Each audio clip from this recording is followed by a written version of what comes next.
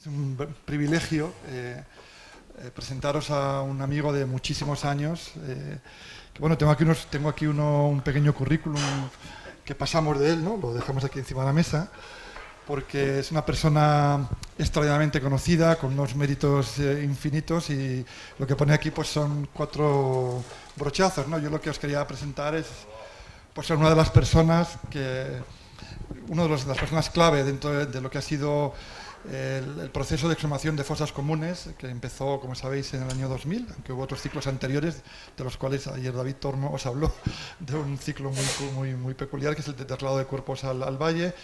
Paco fue el que puso orden en todo esto, como es un médico forense, basándose en los protocolos internacionales. Él hizo un documento en el 2002 que se llamaba Panorama Organizativo de bla, bla, bla, que ha sido como la Biblia de los grupos de los equipos técnicos que han trabajado en exhumaciones de fosas, los que han trabajado bien, porque los que no se lo han leído pues no lo han hecho bien. Y hasta el año 2011, que salió el protocolo oficial en el Boletín Oficial del Estado, ha sido el documento, digamos, bueno, junto con el protocolo de Minnesota, que algunos utilizaban por su cuenta, etcétera, etcétera, ¿no? Es una persona, como vais a ver, de un extraordinario carisma. Yo a veces cuando pienso cómo definir a Paco, pues quizá algún referente pueda ser pues, Clyde Snow, ¿no? O los grandes forenses que empezaron a trabajar en temas de derechos humanos en Estados Unidos, pero realmente a mí yo siempre pienso que él tiene más un toque de Sherlock Holmes, ¿no? En el sentido de que más allá de su increíble competencia como antropólogo forense, yo me fío al 1000% de cualquier cosa que diga siempre. Porque jamás le he visto fallar en nada, Sí. aunque igual alguna vez habrá metido la pata, pero yo no lo he visto. Y, y nada, y luego tiene una capacidad para conectar puntos de cosas sueltas, por eso es el tema de Sherlock Holmes, ¿no? Porque tiene una inteligencia especial para ver cosas que están ahí delante y que otra gente no ve, y él inmediatamente, en décimas de segundo, ha determinado, digamos, un escenario de crimen. Eso pasó, por ejemplo, con el crimen de Bretón, de los 2 niños, que él fue capaz de descifrar todo con una fotografía en blanco y negro que le mandaron cuando había un informe forense oficial que decía que eran huesos de animales. No sé si os acordáis de ese caso. Bueno, pues aquí el señor, con una fotografía, lo descifró porque hizo esas conexiones, ¿no? Él, si quiere os lo podrá explicar después, porque su vida es un cúmulo de aventuras de lo más increíbles, ¿no? A todos los niveles, desde fosas comunes, que ha exhumado muchísimas junto con Lourdes Errasti, que está ahí al fondo y es la otra pata del equipo, está al fondo, delante del espejo, justo. Pero bueno, Paco ha exhumado monjas, ha exhumado momias, ha exhumado, no sé, es que no sé qué es lo que no ha hecho. Hasta los equipos internacionales, por ejemplo, que han hecho las reautopsias de Allende, de Víctor Jara, de Neruda, y del tema del envenenamiento. Bueno, los puede contar absolutamente. Yo creo que es que cualquier cosa de tema forense, pues él ha estado metido. Yo no sé cómo lo hace ni cómo tiene tiempo ni capacidad, pero el caso es que bueno, es una maravilla para mí pues haber podido trabajar con él en los últimos 18 o 20 años. La primera exhumación que hicimos juntos fue Valdedios, 2003.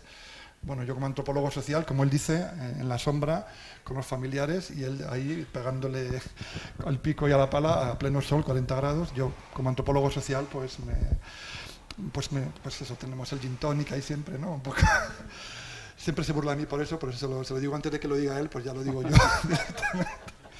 Y bueno, y sin más, tenemos tiempo, tenemos 2 horas, ¿no? Rafa, para esta presentación y debate. Así que con toda la tranquilidad del mundo, Paco. Muy bien. Yo me retiro allí para ver tu PowerPoint. Yo te invitaré a algo, Paco. Sí, yo suelo decir que los antropólogos sociales suelen estar en la exhumación a la sombra, con silla, con un bolígrafo, un lapicero y una grabadora. Todavía no me voy a ir porque aquí hay tomate. Bueno, sí, este fin de semana, el sábado, estuvimos en una mina de wolframio en Cáceres, a 3 kilómetros de la frontera portuguesa, bajando unos pozos verticales donde hay gente arrojada, asesinada, ¿no? Uno de los pozos está inundado a 40 metros de profundidad. Intentaremos rescatarlos. Después de vaciar todo el agua, por ejemplo, ¿no? Una tarea muy, muy complicada. Veremos si somos capaces. Ya una otra vez lo hemos logrado. Bombear todo el agua, meterte al fondo y empezar a trabajar al tiempo que se va inundando el pozo, te va cubriendo de agua y tienes que volver a bombear para bajarla. Tiene unas condiciones pues difíciles. Pero eso es un ejemplo tan solo del sábado pasado, porque andamos así desde hace 20 años. Y yo agradezco a los organizadores esta invitación. Voy a contar lo que vamos a hacer, queremos hacer, está ya diseñado, lo que se quiere hacer en el Valle de los Caídos, y que esto tiene mucho que ver con la experiencia que hemos acumulado aquí todos. Hay gente que incluso está en desacuerdo. Hay gente que está incluso en desacuerdo, ¿no?, con todo esto. Yo tengo que decir también, para que nadie se enfade, que estamos aprendiendo todos, ¿eh? No había experiencias previas. Estamos aprendiendo todos y nos podemos equivocar. Y entonces, como en cualquier buena industria o empresa, tú tienes que introducir factores de corrección a medida que avanzas. Esto es una cosa ordinaria en el mundo de la empresa, en el mundo de la prevención de los riesgos laborales, por ejemplo. Introduces factores de corrección y por eso creo yo que muchas de las cosas que se han hecho son absolutamente positivas. Bueno, para mí, entre lo que se comentó ayer, la Ley de Memoria Histórica del año 2007 me parece un avance extraordinario, que luego, sin embargo, se ha descalificado, cuando yo pienso desde aquel día y sigo pensando que era necesaria, pero insuficiente. Claro, por eso ahora estamos metidos en otro tiempo. ¿Pero qué experiencias había antes o previas? Pues pocas. ¿Dónde estaba el mundo de la universidad? ¿Por qué escuchamos durante muchos años, y ayer surgió el tema, lo que hacéis no es ni memoria ni historia? Bueno, pues vale, ¿eh? Muy bien. Yo, frente a una cosa que también se dijo, creo que una cosa es el recuerdo, otra cosa es la memoria, y otra cosa es la historia. ¿O es que yo no puedo tener recuerdos de los últimos estados de excepción que viví en el País Vasco? Claro que tengo recuerdos. Y cómo apaleaban. Cuando mis recuerdos coinciden con otra serie de colegas, vecinos, hablamos de memoria. Pero no estamos haciendo historia. Es más, lo más sorprendente de la memoria histórica es que no habla del pasado. Esto es increíble. ¿Sabes lo que comentaste tú ayer? Tú estás haciendo historia con esa documentación. Pero el movimiento por la memoria histórica está hablando de lo que está pendiente, de lo que es vigente hoy, de lo que nos importa ahora. Nosotros no vamos a reescribir la historia, para eso están los historiadores, y además lo hacen correctamente. Y sin embargo, hay algunas cosas que estaban como pendientes entre nosotros. Y de ahí surge, ahora veremos cómo, el movimiento de la memoria histórica y, en fin, una serie de cuestiones que nos llevan incluso a organizar este curso de verano. Todo tiene que ver con esto. Y hay quien nos dice, es que lo que estáis haciendo vosotros es política. Claro, es que es por política por lo que les mataron. Es que es por política por lo que siguen estando enterrados en una cuneta. ¿Y qué pasa? ¿Algún problema? Lo que pasa es que el acercamiento que tenemos que hacer algunos tiene que ser de manera objetiva e imparcial. Y aquí se produce también una cosa muy interesante para el debate. No es lo mismo la imparcialidad que la neutralidad. Ese es un asunto, lo doy yo como ciudadano del País Vasco. No es lo mismo ser neutral que ser imparcial. Cualquier equipo forense tiene que ser objetivo e imparcial, pero ¿neutral? ¿De qué? ¿De qué voy a ser neutral yo? ¿Por qué? ¿Es que puede ser neutral un médico en urgencias cuando viene una mujer que alega malos tratos? No puede ser neutral. Objetivo e imparcial, sí. Y esto es muy claro cuando se trata de vulneraciones de derechos humanos. Y será por algo de esto que yo, siendo especialista en medicina forense, aún más interesado en temas de identificación humana y de antropología forense, cuando surge el año 2000 la primera exhumación, que a mí me invitaron por otra parte, imaginando los antropólogos físicos, que eran biólogos, que existirían lesiones por arma de fuego, me llamaron. Estuvimos en Prianza del Bierzo. Y ahí arrancó todo este asunto en esta etapa, y ahora pues es ya más conocida, ¿no? Si a mí no me hubieran invitado aquel día, igual yo hubiera permanecido un poco al margen, pero también digo, joder, ¿cómo es posible que yo no supiera que en la ciudad de San Sebastián, donde vivo, a 100 metros del portal de mi casa, 100 metros, hemos encontrado dos fosas comunes? Es increíble. Yo creo que conocía la geografía guipuzcoana. ¿Y cómo que hay fosas en las cunetas? No me habían hablado. Y así también colegas y compañeros y cirujanos torácicos y amigos de toda la vida y profesores del Instituto de Criminología que se han llevado las manos a la cabeza cuando hemos tomado conciencia de la dimensión de esta fosa. Estos no son los individuos enterrados en un cementerio. Estos están enterrados en el monte, nunca se les inscribió en el registro civil y que podemos seguir porque no toca ahora o porque seguimos en crisis económica esperando a la siguiente generación. Pues la toca ahora.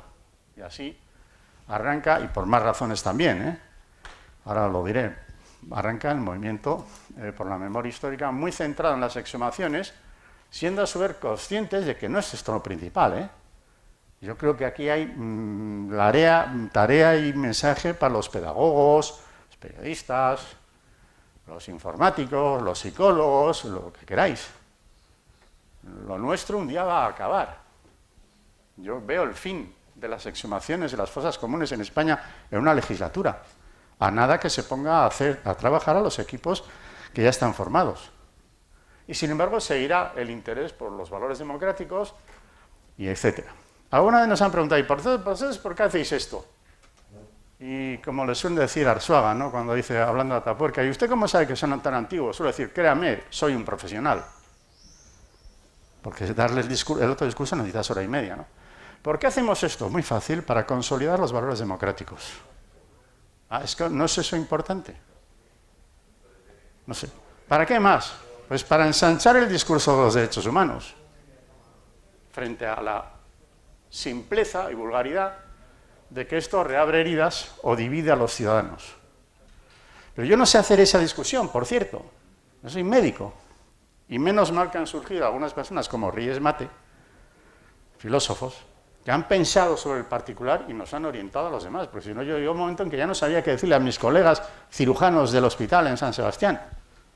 Cuando me decían, Paco, me parece mal lo que estáis haciendo, le dije, ya no, sí, ya te entiendo. Tú dices que si tu madre estuviera enterrada en una fosa común, en una cuneta del pueblo, te importaría un bledo, ¿no? No, entonces iría inmediatamente. Claro. Ya, claro. Bueno, entonces yo pongo esta imagen para deciros que todo arranca aquí. Hasta incluso este curso de verano tiene algo que ver con esas fosas comunes, porque es la idea de la injusticia patente en la imagen la que capta una alumna de bachillerato de 13 años o un anciano que fue empleado de banca jubilado. De todo el mundo, esto es una cosa como muy injusta, ¿no? Y por lo tanto, todo arranca aquí, ya lo han escrito, incluso algunos juristas ya han escrito, todo esto tiene que ver con esos restos que habíamos tenido que dejar en la cuneta, nunca mejor dicho. Creo que fue Fernando Martínez el que dijo ayer como Felipe González con Gutiérrez Mellado, si se planteó algo de esto, Gutiérrez Mellado dijo, no toques este asunto. Y es verdad, transitamos hacia esa democracia, quisimos llegar a Europa y lo hicimos, pero tuvimos que dejar algunas cosas quietas y paradas. Y parecía que nunca le llegaba el momento. Y así surgió el tema el año 2000. Bueno, esto a este lado. Se la escucha igual mejor. Vale. Bueno, pero para que yo pueda convenceros de algo, y esto tiene que ver con el Valle también, directamente, aunque las primeras imágenes no son centradas en el Valle, ahora veréis, lo que tengo que deciros que siempre que se produce alguna intervención forense de este tipo, de repercusión también internacional, hay que pensar en el operativo forense. Fausto, el operativo forense, lo tenemos pensado. Pero eso es la punta de lo que llamamos la pirámide estratégica. Aquí en Bosnia, en el Paraguay, en China, en donde queráis. La pirámide estratégica se basa en un principio de la legitimidad. ¿Tiene o no tiene legitimidad Fausto Canales para levantar el dedo y decir, yo quiero que me devuelvan los restos de mi padre? ¿Tiene o no tiene? Yo creo que sí tiene, ¿no? Y las demás personas que dicen, hombre, pero si mi padre está enterrado en ese pozo, en esa cuneta, ¿tiene legitimidad o no para decir al alcalde o a quien toque, podíamos recuperarlo? Yo creo que sí tiene legitimidad. El principio de legitimidad está clarísimo. Por encima de la legitimidad está la legalidad. ¿Hay regulación, reglamentación, normas, etcétera, que regulan esta situación? Pues ahora sí. Antes del año 2000 no. Antes del año 2007. Antes del año 2007 estábamos en una situación un poco como de alegalidad. Había alcaldes con conciencia que nos decían, hay que hacerlo. ¿Y quién? Porque lo digo yo que soy el alcalde. Y además hay unanimidad en el pleno del ayuntamiento. Pero entonces, si nos vamos a... No, yo os cubro. Hemos recibido llamadas telefónicas de muchas autoridades, incluyendo cosas más recientes, como la presencia de algún fiscal que ha venido a una exhumación. Yo he visto a fiscales, delegados de gobierno, la Guardia Civil, etcétera. Y a mí me parece bien que cuando viene la Guardia Civil en la actualidad diga, Dos cosas. Primero, nos parece bien lo que están haciendo. Segundo, si hay algún problema nos avisan. Oye, eso es lo que espero escuchar a mi concejal al que le voto, o al delegado de gobierno, o al defensor del pueblo. Me parece bien y en segundo lugar estoy para ayudar. ¿Qué me toca a mí? Cuando uno va a las exhumaciones, han ido pasando los años, y ve que viene un fiscal, jefe de una comunidad autónoma, hace presencia y dice esto, no para mí, sino para los familiares que están en el agua, es importantísimo. Es una medida de reparación ya absoluta, porque nunca antes habían visto nada parecido. Cuando en un ayuntamiento se pone en acta del pleno quiénes son las víctimas de ese pueblo y se pone el nombre y los dos apellidos por primera vez sobre un documento oficial y se entrega una copia a los familiares, eso tiene una fuerza terrible. También os tengo que decir que puedo tener un tono muy enérgico en esto, pero yo creo, como esto tiene que ver con el discurso de los derechos humanos, yo creo que cuando se quiere administrar incluso justicia hay dos caminos: la justicia vindicativa, que es buscarle al que ha sido y darle palo, o la justicia restaurativa. Por cierto, darle palo al que lo hizo no sirve de nada al perjudicado o víctima, no resuelve sus problemas. Entonces yo en este momento creo, y creo que es el tono de la nueva ley, que va por el camino de precisamente una justicia que podría ser restaurativa si fuera posible. Algunos dicen esto no vale para nada, porque lo que hay que hacer es buscar a los perpetradores y con derecho a la defensa, sentarlos en el banquillo de los acusados, no sé cómo. Por cierto, que a mí no me toca hacerlo. Porque ese es un asunto que está ahora mismo ante la nueva ley y con una crítica importante de gente que ha pensado también con conciencia, etcétera. Es una opinión. Bueno, entonces, el tercer punto, las garantías, la protección de las familias, los investigadores. No hay ningún problema en España. Sí lo hay cuando vas a Colombia, México o África. Esto ya no nos da ningún problema. Sí lo tuvimos al principio, donde nos cayeron encima algunas autoridades para preguntarnos no quiénes eran los muertos, sino quiénes éramos nosotros. Donde nos preguntaron a ver qué pensábamos de la vida. Nos calificaron de gente antisistema. Que por cierto se parece mucho a lo que pasó en España, que yo recuerdo por edad, con el movimiento ecologista. Cuando surgió el movimiento ecologista, los que estaban ahí metidos fueron apaleados debidamente, criminalizados todos. Y este ahí que unos años más tarde, en todos los programas de todos los partidos políticos, tienes contenidos del medio ambiente, se crean unidades sobre particular. Antes no se veía. Pero ahora no hay partido político que te convoca a unas elecciones que no tenga en su programa algo que tenga que ver con la protección del medio ambiente, porque es un valor que le interesa al ciudadano. Pues aquí casi ha ocurrido algo parecido. Bueno, lo hemos superado. Punto 4, los recursos. Los recursos no es dinero, que todo se mide en euros, no, o pesetas antes, no. Los recursos, y ahora hablaremos de algunas cifras que se han gastado en esto, los recursos son organizativos. ¿Hay o no hay capacidad en España para poner en marcha una serie de profesionales que se ocupen de esto? Claro que los hay. ¿Hay o no historiadores o psicólogos o ingenieros de telecomunicaciones? Claro que los hay. Lo que hay que hacer es ponerlos a funcionar. Y en cuanto a las infraestructuras, ¿hay o no hay laboratorios que pueden asumir los análisis del valle de los caídos? ¿Que hay que irse a otro lugar del mundo? No, España es un país integrado en Europa, que no está en vías de desarrollo, y que tiene capacidad para hacerlo, si se quiere. Si no se quiere, ya vemos que no, pero si se quiere, sí. Punto 4. Punto 5, importantísimo. Y esto es lo que antes, hasta yo diría, hasta casi la nueva configuración con la Secretaría de Estado, no ha existido bien. Ni siquiera en la etapa Rodríguez Zapatero. En la etapa Rodríguez Zapatero se hicieron, lo tengo anotado por ahí, como unos 800 proyectos de investigación, de los cuales algunos tenían 177 eran de exhumaciones. Todos los demás eran totalmente pertinentes, hacer una película, sacar un libro, organizar unas jornadas, un homenaje, lo que queramos, todo era pertinente. Pero no se hizo gerencia de esa información. Este es el momento en el que la Secretaría de Estado, recogiendo todos esos, Paco Fernández lo sabe bien, todos esos proyectos, lo que vamos a intentar es hacer una base de datos y vamos a poner en el espacio público, que para eso está configurada, el archivo Salamanca, donde esté la copia de todo aquello, porque se hizo una inversión de dinero. Y no puede ser que tú no sepas que ha habido una recogida de fotografías sobre hazaña, o que se ha hecho la historia de comisiones obreras, o que hay un trabajo específico sobre gente torturada en Asturias, o que... ¿Me entendéis, no? Todo eso. O va a haber que repetirlo dentro de 15 años porque nos hemos olvidado. Eso no se ha hecho bien en España. Se estaba dejando hacer, aquí cada uno hacíamos lo que podíamos, pero no había una incorporación o integración de esa información. Eso hay que superarlo. Es un reto y Fernando Martínez, como historiador que es, lo tiene claro. Bueno, y por encima, el punto 6, perdón, es el operativo forense, el que sale en la tele, el que permite ver a unas personas trabajando en el suelo y etcétera, etcétera. Vale. Bueno, pues de todo esto tiene muchísima importancia esta palabra que haya pasado desapercibida, ¿no? Credibilidad. Uy, perdón. Un momento. Perdón, uy. Un momento. Credibilidad. Credibilidad, esa palabra de ahí. Perdón, estoy liando. Credibilidad. Porque además todo esto tiene que ser creíble.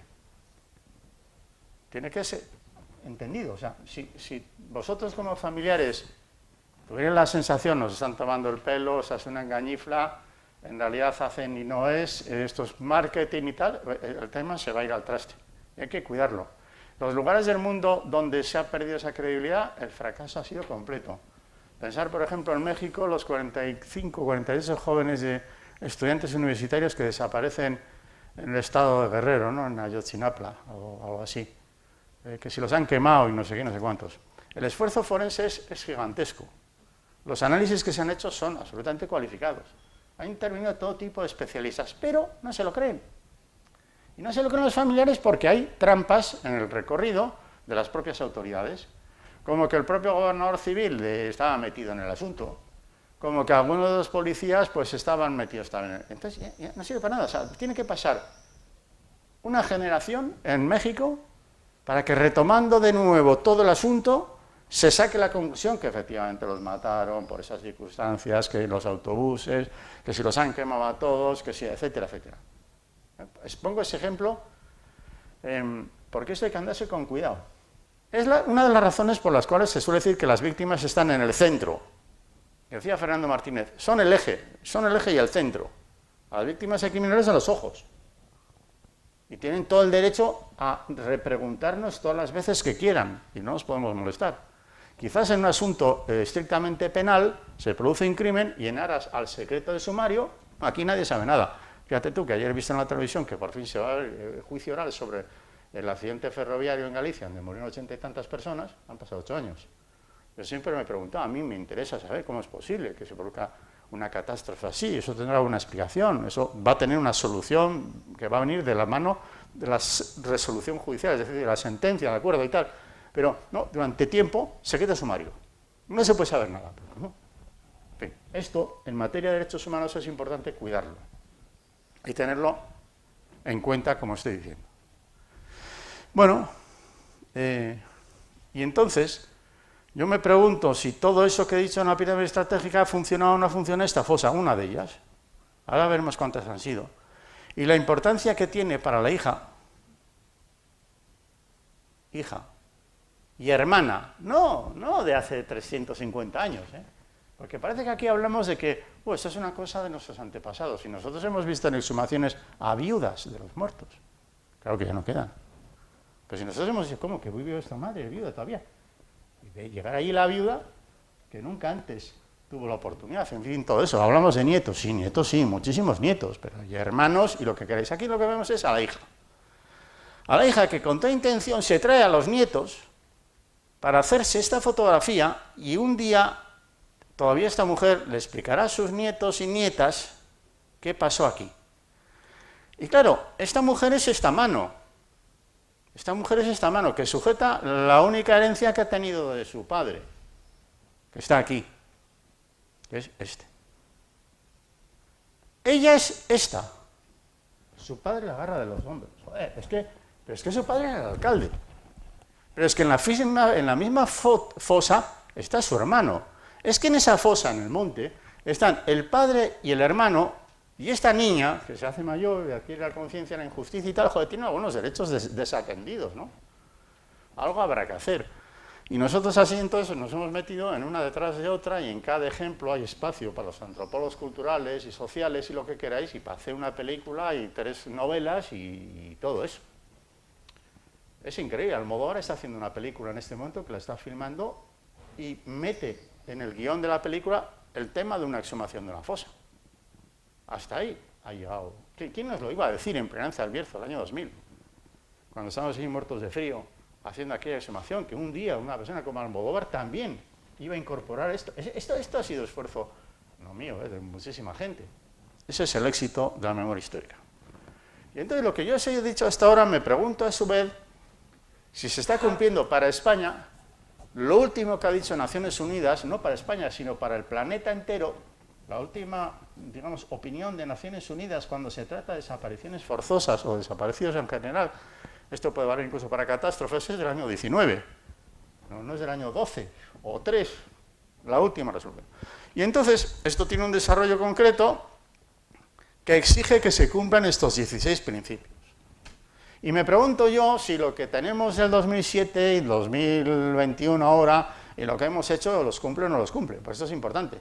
No sea que venga a ocurrir que dentro de un año y medio, el fiscal especial que se vaya a designar, que a mí me encantaría que lo hiciera, nos exigiera a todos y cada uno de nosotros que le entregamos la documentación. Que coja y diga, ¿cómo dicen ustedes? No, entregadme los papeles.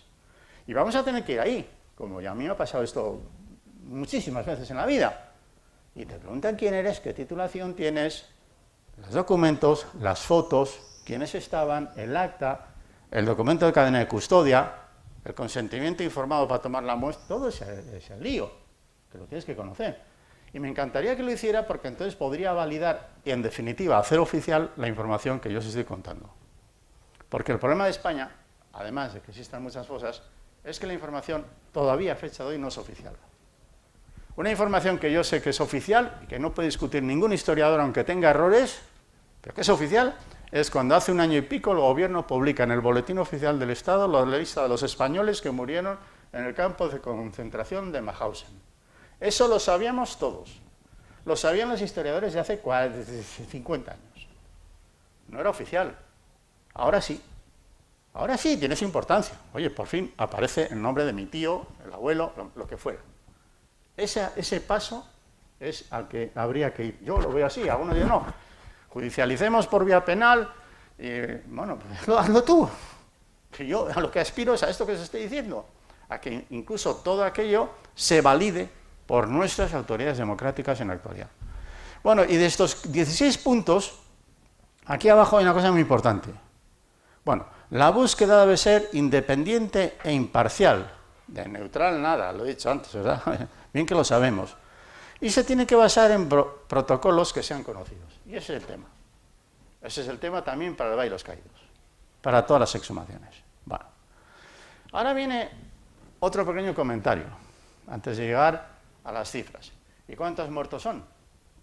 Pues lo han dicho estos historiadores. Espinosa y Ledesma ya el año 2012 publican, por comunidades autónomas, el número de víctimas por el lado republicano son 130.000. Y el número de víctimas, es decir, asesinatos también por el lado de los franquistas o los rebeldes, son 50.000. Y esto todavía hay que corregirlo. Y desde el año 2012 a la actualidad, en algunos lugares se ha ajustado un poco más. Pero andamos por ahí, con estas cifras. Bueno, luego muertos en combate, no sé cuántos miles más, una barbaridad, ¿no? Pero de nuevo esto que estáis viendo aquí es cosa de Espinosa y Ledesma. Esto no es oficial. Por eso uno de los puntos de la nueva ley de memoria democrática es hacer un censo y validar sí o no estos listados con la información que faciliten no los genetistas ni los bioquímicos, sino los historiadores, que para eso están. Y se preguntará a cada departamento de historia contemporánea para que diga lo que tenga que decir y saldrá la información de las tesis doctorales o de lo que queráis. Y habrá un programa por fin único, no por comunidades autónomas, sino un programa informático que junte los datos. Y yo no sé cuándo, si 3 años después, se hará oficial. Hay que reconocer que si no hay cambios en esta lista, efectivamente, estas son las cifras. Bueno, esto lo digo. Y esto nos lleva, a su vez, al censo de las fosas. Muchas de las que están aquí, efectivamente, están marcadas ahí como que se trasladan al Valle de los Caídos. Son muchísimas más fosas las que hay. Esto es lo que se hizo en el Ministerio de Justicia, pues a la altura del año 2011, cuando se publicó el mapa de fosas. Yo recuerdo que cuando se anunció que se iba a publicar el mapa de fosas, dije, pero ¿cómo es posible que no se publique previamente el protocolo de las exhumaciones, que ya lo habíamos hecho? Está publicado en el Boletín Oficial del Estado el año 2011, que hay que aplicarlo a la de los caídos. Salvo que alguien diga otra cosa. No, pero hay un protocolo para las exhumaciones que hay que tener en cuenta, y ahí explica quiénes pueden ir, venir, subir o bajar. Bueno, zonas que están aquí en blanco, sencillamente, pues porque no se sabía. Hubo comunidades autónomas, esto se hizo preguntando a las comunidades autónomas y a los investigadores, y hubo comunidades autónomas que no quisieron ni responder a la pregunta que se hizo de manera pertinente desde lo que entonces fue el Ministerio de la Presidencia, en fin, eso que decíamos ayer, Carlos, que estaba aquí, y Ramón Jáuregui. Bueno, y entonces así ya me voy a este esquema, que lo he utilizado, algunos lo conocéis, estaréis aburridos de verlos, pero es que claro, es que nosotros no somos innovadores de nada. Pues es que es curioso, porque la política de exhumaciones, y esto ya se ha escrito mucho, y el mismo Ferrandi lo sabe desarrollar mejor que yo, tiene una tradición en España indiscutible, pero si finalizara la guerra, inmediatamente después de finalizar la guerra, para incriminar a los republicanos que habían cometido crímenes, se puso en marcha la causa general y se puso en marcha los forenses. Con una España destruida, no se dudó en gastar recursos y profesionales para que pudieran llevar a cabo esas exhumaciones, con aquellos medios, claro. Si luego nos metemos, el problema de España no, el problema de la guerra de España no es la guerra de España, sino lo que vino luego. Si luego nos metemos en la dictadura, pues efectivamente el Valle de los Caídos, más de 30.000. Si luego resulta que llegamos al año 78, incluso antes también, se consintió a algunas familias a hacer algunas exhumaciones a escondidas. Conocemos ejemplos. ¿Por qué? Porque tenías un amigo sacerdote, el párroco del pueblo influía, y entonces la idea era, si no se hace mucho ruido, pueden ustedes exhumar. Se hicieron exhumaciones, a cuentagotas, en muchos lugares. Pero bueno, llega la muerte de Franco, 78, y antes del 23 de febrero del 81 se hacen un montón de exhumaciones. Soria, Palencia, La Rioja, Navarra, etcétera, hacen exhumaciones de forma masiva. Ya se ha dicho, efectivamente, si no hubiera ocurrido lo de, alguno llama al intento de golpe de Estado. Bueno, yo no soy historiador, yo creo que fue un golpe de Estado como un piano. O sea, es decir, tú pones manos en alto al gobierno en pleno y al Parlamento en pleno en un acto, eso se llama golpe de Estado. Si tú pones la tele hoy y eso pasa, se llama golpe de Estado. Lo que pasa es que duró unas pocas horas. Bueno, 150 guardias civiles asaltan el Congreso de los Diputados y a mucha gente se le fue las ganas. ¿Se cortó completamente? No, pero se cortó llamativamente. Porque aquellas iniciativas que estaban puestas en marcha ya no continuaron, para por si acaso. O sea que algún efecto incluso sí tuvo. Ese que algunos llaman el intento de golpe de Estado. Vale. En lugares, como estoy diciendo, de La Rioja, etcétera, ya hoy día no quedan fosas que exhumar. Queda una. Y ahora se va a exhumar dentro de un mes. Prácticamente no quedan fosas porque se vaciaron las fosas. De manera comprensible. Nosotros hemos conocido a una mujer de Palencia que vivió en el exilio, en cuya familia mataron cerca de 13 o 15 personas, que cuando regresa al exilio, porque España ya está en democracia, vuelve, militante del Partido Comunista, en el exilio, vuelve a España, y lo primero que se plantea es buscar a su padre, y etcétera, en Palencia. Se gastó 300.000 pesetas de su bolsillo y recuperó a 150 personas. La Guardia Civil le cayó encima, le detuvo, se montó un follón, no se terminó, en fin, ¿qué hacemos con ella? Alguien le dijo, pero tú estás enloquecido. Y ella, en la entrevista que le hacemos, grabada en vídeo, dice, pero es que este era un país de palurdos. Ella venía de Europa, sabía lo que era ganar la Segunda Guerra Mundial, entonces en España entramos en democracia, ¿y cómo que yo no puedo sacar a mi padre que está enterrado? ¿Quién se opone? Que esto tiene alguna importancia, a propósito de lo que se avecina para los Valles Caídos. Luego lo voy a comentar. Los que se oponen a que tú puedas acceder a tu derecho. Bueno, y pasa otra cosa sorprendente, de la que nadie quiere hablar ahora. Antes del año 2000, que es la primera exhumación en Perianza, el Ministerio de Defensa pone en marcha un plan para rescatar a los españoles que mueren en el frente soviético que lucharon en la División Azul. Cuestión que me parece totalmente legítima y, si es posible, pertinente. Esto se ha hecho con una empresa alemana, se han recuperado cerca de 3.000 cuerpos, se han identificado la mayoría porque tienen una chapa de identificación, se han repatriado algunos de esos cuerpos Y esto se ha pagado. Se ha pagado. Todavía hay algunas preguntas a veces incómodas en el Parlamento. ¿Y cuánto costó? ¿Y quién pagó esto? Porque claro, es que parece que hay un ambiente por ahí que está en contra de que se haga la exhumación en la cuneta de mi pueblo, y sin embargo no se duda en intentar ir a la antigua Unión Soviética a recuperar los restos. Digo, pero vamos a ver, ¿cómo es posible? Bueno, pues este es otro asunto para que los historiadores un día hagan un análisis del total. Yo he conocido a los que han ido ahí en la última expedición, me enviaron las fotografías del año 2000, no sé si fue 16 o 18, quizá el 18. A mí no me importaría incluso colaborar ahí, si puedo. Bastante tarea tenemos, pero no quiero decir, yo no me opongo en absoluto. A esos familiares les asiste el derecho. De la misma manera que les asiste el derecho a los portugueses, que hoy día han levantado el dedo y han dicho, ¿qué hay de mi hermano? Que se murió haciendo la mili en una colonia africana. Se fue a hacer la mili y no volvió. Se cayó el Land Rover por un terraplén, oye, que está allí. Esto es así, porque esa familia, cuando se produjeron aquellas muertes y en otras circunstancias también de conflicto bélico, etcétera, recibían un telegrama. Lo único que saben de lo que ocurrió es un telegrama que el año 60 y no sé cuánto recibió la familia, que lo sentimos mucho, su hijo se ha muerto, qué pena, ¿no? Y ahora esas familias portuguesas dicen que hay de lo mío. Razón por la cual en Portugal los forenses se están preparando para tener que ir a las antiguas colonias portuguesas en África a hacer la recuperación de estos restos. El tema es así. ¿Cuál es el mejor equipo forense que existe en el mundo en materia de antropología forense y dónde está? Ya me gustaría ir a mí, ¿a dónde está? En Hawái. ¿Por qué el mejor equipo forense estadounidense está en Hawái? Porque siguen buscando a los muertos de la Segunda Guerra Mundial en las islas del Pacífico. Eso está en la plantilla de los presupuestos generales. Y los equipos tienen como obligación, tú no puedes coger y decir que se te ha muerto un combatiente y ahora no sabes dónde está, porque la familia estadounidense te reclama, me devuelve a mi hijo y con la bandera. Eso que vemos en las películas, ¿no? Esto es así. En otros lugares del mundo más pobres, pues no es posible, pero funciona de esta manera, ¿no? Los americanos, de hecho la antropología forense se desarrolla a partir de la Segunda Guerra Mundial, porque no soportaron, ya no la soportaron con la Primera Guerra Mundial, pero con la Segunda Guerra Mundial no soportaron venirse a Europa y que se murieran tal cantidad de estadounidenses y que quedaran sin recuperar. Cuando llega la guerra de Corea y luego llega la guerra del Vietnam, en los equipos de militares estadounidenses ya hay forenses dedicados solo a esto. Así como hay cirujanos y hay expertos en quemaduras y en explosiones, hay también profesionales forenses dedicados a esto. Para la guerra del Vietnam ya tienen unas maneras de gestionar al desaparecido, la búsqueda, etcétera, que no veas. Todavía se siguen buscando en el Vietnam. Bueno, y entonces así, estamos en el año 2000, llegamos al 2007, ley de la memoria histórica, y tenemos una experiencia pues, de este recorrido, de 20 años, vamos a decir. Y en la etapa 2006-2011 se produjeron ayudas por parte de la Administración General del Estado, al tiempo que reaccionaban algunas comunidades autónomas y demás.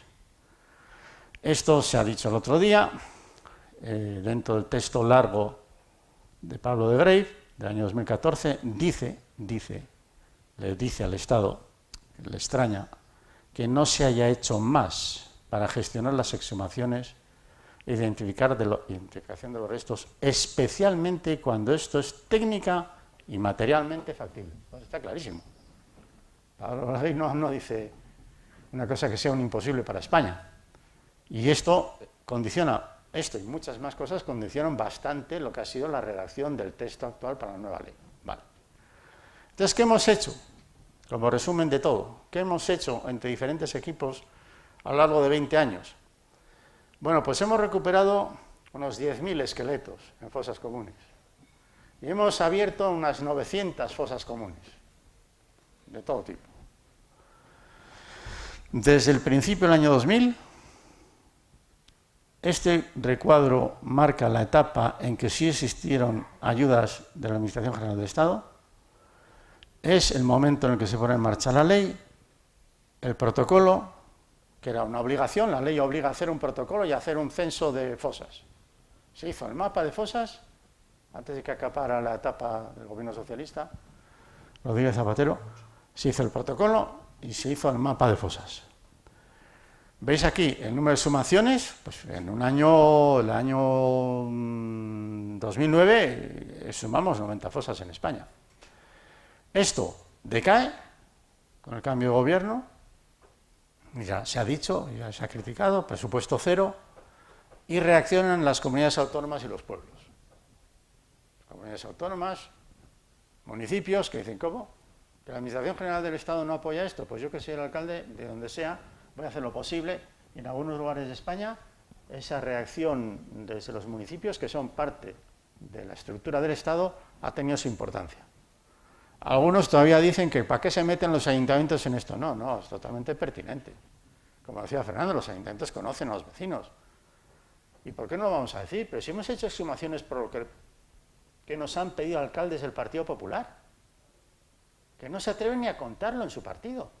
Pero si hemos recibido ayuda de concejales del Partido Popular, que nos han dicho, os voy a ayudar todo lo que pueda, pero por favor, que no se enteren, ¿qué pasa? ¿Qué tontería es esta? Gente con conciencia, que sabe y conoce, que es amigo íntimo de los hijos, que conoce a la viuda, que además dice, esa familia hay que ver cómo las pasó, porque quedó la viuda con 5 niños y el mérito para sacar a la viuda. Eso te lo dice este señor, que pertenece, su opción política es totalmente legítima en España, y que a propósito de esto no tiene el discurso absolutamente ridículo de que esto divide al ciudadano. Y va ahí en su pueblo y viene a la fosa y discretamente colabora y tal y cual. Esto ha sido así. Bueno. Por cierto, que de las 900 fosas, 4 son del otro lado, del lado de los crímenes que provocaron los republicanos. Esas 4 las he exhumado yo. Algunos han dicho, pues que se aguanten. No, yo si puedo echo una mano ahí también, claro que sí. Porque las madres y las hermanas lloran igual. Y en esa fosa donde está enterrado el señor alcalde, el médico del pueblo, el farmacéutico, el secretario judicial y tal, vamos a ver, ves a las familias y ¿qué quieres que te digan? No van con una bandera en ese momento, sino con la circunstancia de que se podría hacer algo, lo mismo, la misma metodología, el mismo laboratorio, el mismo equipo. Y solo por esto nos han puesto que no te cuento. También en otra parte, todo este lío, en que por haber hecho esto no veas lo que hemos tenido que aguantar. Algunos ya no me hablan. La última exhumación la hemos hecho hace 2 años. Un guarda forestal en los picos de Europa, lo hemos encontrado a 180 metros de profundidad. Que lo mataron los del Maquis. Puede que esté aquí. ¿Cómo que puede? No, que hemos bajado 180 metros, que tiene una dificultad extraordinaria, con un peligro que no veáis, y ha aparecido los restos de Eloy, que lo hemos identificado, se lo hemos entregado a su hija, que ha llorado un montón. Se ha hecho un acto en Santander hace 20 días con este asunto. Y mira por dónde, en el fondo del pozo hay una niña de 12 años, que no sabemos quién es, y que nadie reclama. ¿De dónde sale esa niña de 12 años? Que es un poco posterior a los años 40, por lo que vemos, por la datación que tenemos. ¿De qué crimen es? ¿Un crimen privado? No sabemos. O sea que también hay algunas cosas que no son exitosas, no salen bien, ¿no?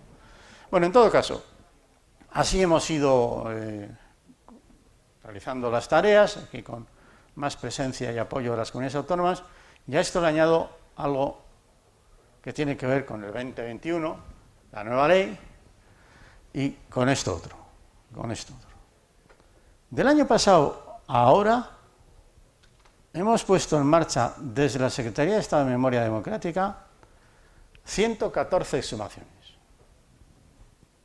En la etapa Rodríguez Zapatero, con financiación de la Administración General de Estado, fueron 177.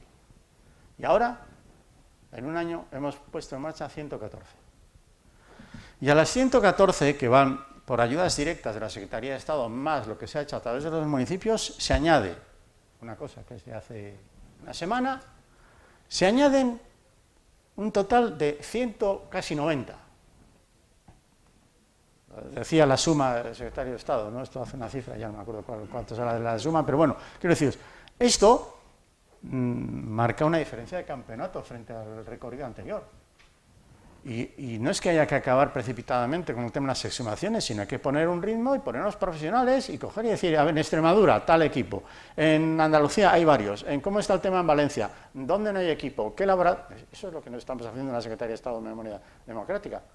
favorecer esas situaciones, y ahora pues quizás veis en la prensa pues que una exhumación aquí, en Granada, y la otra, se va dando noticia de esta intensificación con las exhumaciones. La primera de estas columnas, de las dos, se hizo casi sin presupuesto. Se dio dinero para arrancar las iniciativas, recoger los primeros testimonios, ubicar bien la fosa, etc.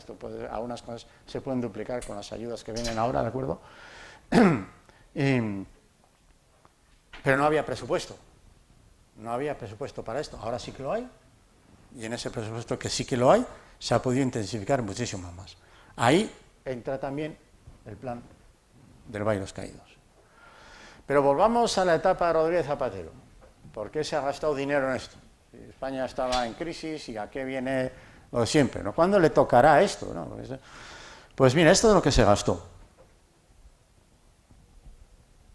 Un total de 25 millones de euros. 826 proyectos por años. Cada año 3 millones, 3, 5, otros 5. Me parece que la suma de todos modos está mal hecha. No son 25, pero bueno, no sé cuánto sale la suma, 3 más 3 más 3 más 3 más 10. Bueno, da igual, por año. Pero una cosa que tiene importancia también, solo 1/3 de ese dinero se aplicó a las exhumaciones. Fernando ha dicho el otro día, el 60% del dinero que ahora hay va a ser para las exhumaciones. En la etapa Rodríguez Zapatero, pues porque estábamos todos verdes o porque no había tampoco más iniciativas que las que se formularon, pues se hicieron muchos proyectos, de acuerdo, pero 1/3 del dinero se utilizó para las exhumaciones. Hay quien nos ha echado en cara y nos ha dicho, es que vosotros habéis consumido haciendo exhumaciones 25 millones de euros. Mentira, han sido 7, que son muchos. 7 también son, ¿no? De 25 nada. 25 son otras cosas que se hicieron, más películas y más homenajes y más libros, que me parece bien.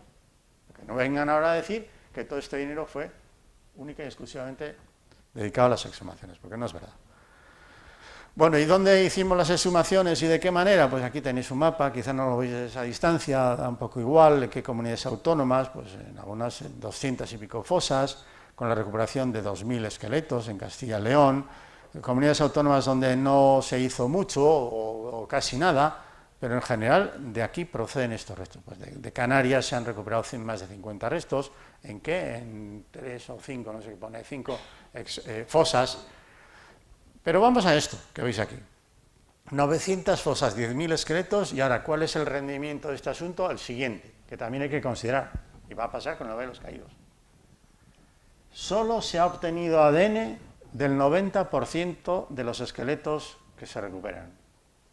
Hay un 10% de esqueletos de los que no hay manera de obtener ADN, por la degradación de los restos, por el tiempo transcurrido, es la realidad.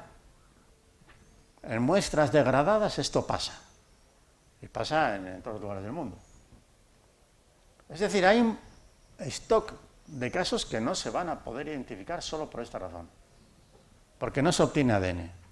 Pero el tema se complica aún más, en el caso de España. Son los 80 años transcurridos.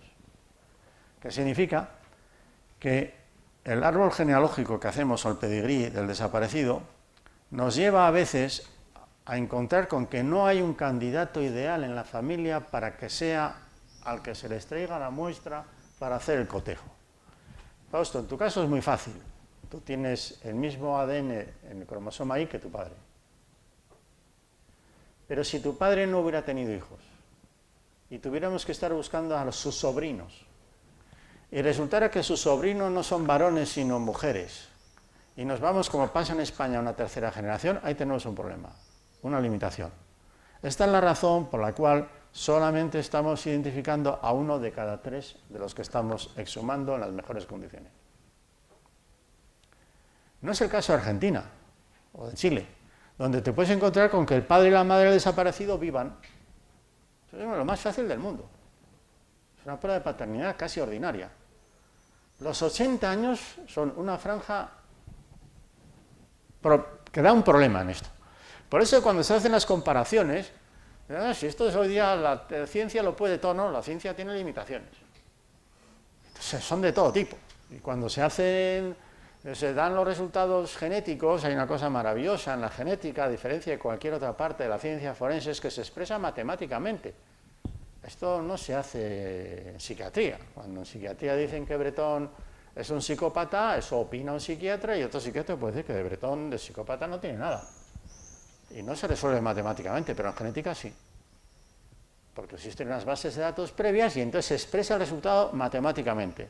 Y hay veces que el resultado matemático, si fuera una causa con reo, es decir, si el responsable de vuestra fosa estuviera vivo y hubiera que actuar contra él, igual el resultado matemático no permite que le puedas incriminar suficientemente, porque el abogado que le va a defender se defendería diciendo que el resultado matemáticamente no es un 99,9999969 detrás de la coma. Eso es una causa, en un asunto actual. Pero bueno, si hablamos de derechos humanos, a veces se rebaja un poco como esa especie de nivel de exigencia, y que nos ha ocurrido en algunas fosas donde es muy fácil. Claro, si tú vas a un pueblo de Ávila y el único desaparecido en Ávila pues era un industrial que volvió de Estados Unidos, que era un hombre progresista, que tenía una central eléctrica y los franquistas lo mataron de pura rabia, porque creía que era bueno la escolarización y etcétera, que por eso también mataban, y es el único desaparecido, vas al monte, encuentras la fosa, joder, pues es él. Incluso sin ADN, ¿quién va a ser? Es él, no hay más desaparecidos en ese pueblo que es. O cuando tienes una fosa con 5 personas, identificas a 3 genéticamente, oye, que los otros 2 van a ser los 5 que iban juntos, que les pillaron cuando estaban segando. ¿Lo entendéis esto, no? Es decir, a veces se dan algunos resultados que no están basados en el análisis genético.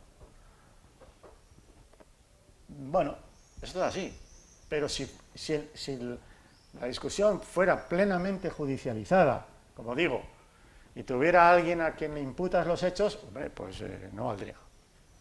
Estas son algunas limitaciones que tiene todo el proceso que nos pueden llegar a ocurrir también en el Valle de los Caídos. Que el 10% de ellos no rindan a la hora de obtener ADN, o que incluso, aunque haya familiares que han dicho, yo creo que me vuelvan a mi tío, sí, pero espérate un poco, a ver si resulta que bueno, eso es una cosa que se está haciendo en este momento. Vale.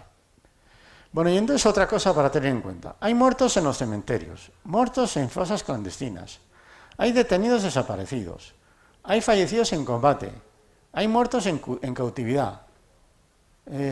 Cuando se haga la tipología de las víctimas con resultado de muerte, que es ese censo que sí podemos hacer, porque al haber fallecido no hay problema en poderlo hacer, frente a que si está vivo, estuvo en la cárcel, está en el exilio, que eso podríamos tener una cosa privada, pero no se puede hacer pública, porque así lo exige la Agencia de Protección de Datos. Las tipologías de las muertes queremos que sean las siguientes: muertos en acción de guerra, combatientes; muertos en acción de guerra, no combatientes, por ejemplo un bombardeo. Después, detenidos hechos desaparecer, que son lo que llamamos delitos de lesa humanidad. Tercera categoría. Cuarta categoría, juicios sumarísimos, personas a las que fusilaron con un juicio que fue lo que fue. Y quinta categoría, los muertos en cautividad, que es una cosa que no habíamos pensado, que también podíamos llegar a intervenir en exhumaciones de presos republicanos que estaban en la cárcel y se murieron de pena de tuberculosis o lo que quieras, ¿no? Y con eso se hará una clasificación para los de un lado y para los del otro. Es la intención.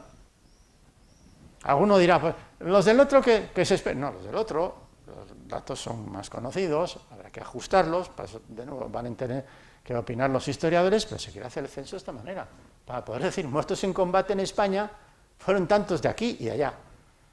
Y muertos no combatientes, ¿me entendéis esto, no? Porque no hay manera de ponerse de acuerdo.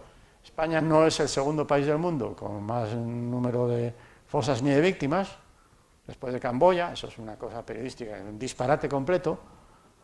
No hay 140.000, que dijo Garzón, no hay 114.000, pendientes no hay, porque si os digo que se han exhumado, que se han llevado, hubo mujeres que las echaron al mar en Asturias y que no se les va a encontrar nunca, hombre, pues entonces, ¿cuántas personas pueden estar pendientes en cunetas que haya que rescatar? 20.000, yo pienso, 25.000. Son las cifras que manejamos. Bueno, Entonces, ¿qué pasa con los 9.000? Si ahora decimos que entre este tiempo hemos recuperado 9.000, ahora mismo son 10.000, ¿no? Pero esta distribución nos lleva a que en realidad el 90% de los que hemos recuperado son detenidos hechos desaparecer. Un asunto que es ineludible su análisis. Que pueden estar enterrados en fosas clandestinas o en cementerios. Esto es una cosa súper interesante también, a mí me lo parece, ¿no? Hay zonas y comarcas y lugares donde la Iglesia tuvo mucha implicación y no acabaron en el cementerio. Porque el párroco dijo, a mí no me los traéis aquí, a estos rojos. Y hay otros sitios de España donde sí. Donde dentro de la desgracia el párroco dijo, al cementerio. Porque el otro es una inmoralidad. Hombre, ¿de quién dependía? Del jefe falange, lo que tú quieras, pero esto se nota. Tú te vas a Castilla o a zonas de Burgos, no hay ni uno enterrado en el cementerio. Los cementerios eran parroquiales. Y vas a otros sitios de España y dentro de la desgracia, pues sí. Aparecían los cadáveres en una cuneta y el caminero tenía que recoger los cadáveres. Y supongo que lo haría. ¿Y qué hacemos con ellos? ¿Los entierra ahí mismo o los llevo? Pues yo con un carro. Muchos acabaron en cementerios. Bueno. Bien. El 3% muertos en cautividad. De cementerios, de prisiones.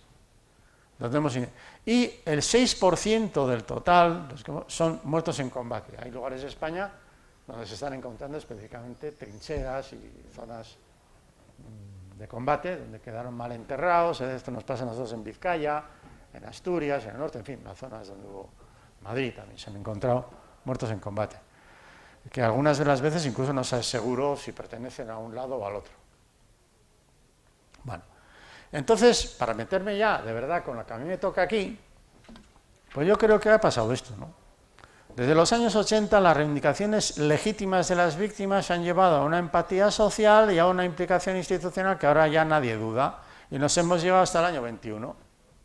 A mí me parece bien, es lo que ha ocurrido. Ha sido mérito, desde luego, no de los sindicatos ni los partidos políticos.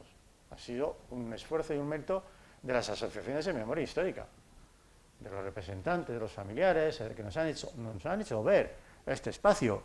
También al mundo forense nos han hecho ver que esta era una cuestión, oye, pertinente. Vale, y así tenemos ahora la nueva ley de memoria democrática y ahora me pongo a hablar de 3 ejemplos o situaciones. El monumento a los caídos en Pamplona, que es un microscópico Valle de los Caídos. ¿Qué ha pasado ahí? ¿Qué hemos hecho? En el Valle de los Caídos, lo que significa la exhumación de Franco y también otras solicitudes. Vale. Este es el monumento a los caídos en Navarra, se hace en Pamplona, es una parte de la ciudad que está sin urbanizar, y que ya están pensando en ella el año 42, no el 58. Hay una cosa que me llama la atención. Con respecto al Valle de los Caídos, ya el año 52 se están empezando a preguntar por si hay muertos o no hay muertos. Eso se inaugurará en el 58, ¿no? Me parece, ¿no? 59. En el 52 ya están preguntando. Bueno, están construyéndolos ya antes. Ahora veremos algún papel, porque me he traído alguno porque a mí me dijo, ya en el 52 ya están pensando que hay que trasladar. Bueno, es igual. En este lugar concreto, que ahora se ve así, el urbanismo de Pamplona pues ciega esta calle y hay quien dice que hay que quitarlo entero para darle una salida urbanística a Pamplona por aquí. No creo que al final lo vayan a quitar, sí o no. Existen ahí unos debates y unas iniciativas, pero tiene una ventaja frente a lo que puede ser el Valle de los Caídos, y es que este edificio pertenece al ayuntamiento. El ayuntamiento le deja a la Iglesia Católica su uso y tal, pero tiene toda la potestad. Esto fue la manera, con más datos, que sirvió para hacer las exhumaciones de Mola y de Sanjurjo, y algunos más. Bueno, aquí estamos viendo este monumento, no es pequeño, esto no es una capilla, es una cosa bastante más grande. También hay ostentación aquí, toda la que queráis, pero no es el Valle de los Caídos, porque el Valle de los Caídos es una cosa que no hay en el mundo algo equivalente, y esto es, como digo, algo de tamaño microscópico en comparación, y en lo forense también. Entonces, en la capilla central, subterránea, en la parte central está enterrado Mola. Estaba, pues ya no está. Estaba enterrado Mola. Y el Ayuntamiento Democrático de Pamplona pensó, es un anacronismo y no puede ser que siga enterrado aquí. Hay que hacer las gestiones para sacar a los que están enterrados en este lugar. Mola y Sanjurjo. Mola, que es el que provocó, diseñó el ideólogo, de todo lo que fue la sublevación militar. Yo no sé seguro si fue un golpe de Estado o una sublevación militar, me da igual, eso también alguien lo tendrá que aclarar un poco, no importaría ahora nada. Y Mola estaría enterrado aquí. Y alrededor hay otros sepulcros con otras personas. Bueno, vemos el sepulcro de Mola, lo vemos aquí, y a veces se ha preguntado, ¿y por qué hubo que sacarle a Mola hace 3 años? Por la misma razón que alguien quiso traerlo. Navarra quiso traerlo, el año que sea, 42, a partir de ahí, no me acuerdo exactamente la fecha en que llegó, y Navarra, el año 2018, ha dicho que te lo lleves a otra parte. Ha ocurrido también una cosa, por lo que yo sé, hubo una tensión ahí, judicial y todo lo que queráis, ¿no? La familia de Mola no estaba en desacuerdo en sacarlo. Estaba ya cansada de todo esto. Sin embargo, de Sanjurjo fue mucho más beligerante. La familia de Sanjurjo dijo que ni hablar. Y se judicializó el tema, y lo que quieras, y los tribunales dieron la razón al ayuntamiento, se dieron unos plazos largos para que se llevara a cabo la tarea, y había una fecha límite, y en esa fecha intervenimos nosotros. Ahora vais a ver un poco las imágenes de lo que hicimos allá. No es igual a lo que hay que hacer aquí, no, hasta casi se parece, por algunas cosas que veréis, ¿no? Bueno, esto es la capilla, y quiero llamar la atención respecto a esto. Para llegar a la capilla hay una serie de emblemas. A mí no me parece que haya que quitarlos, porque yo creo que les asiste todo el derecho a que se murieron por Dios y por España tengan estos crucifijos que son con los cuales los carlistas hicieron la guerra.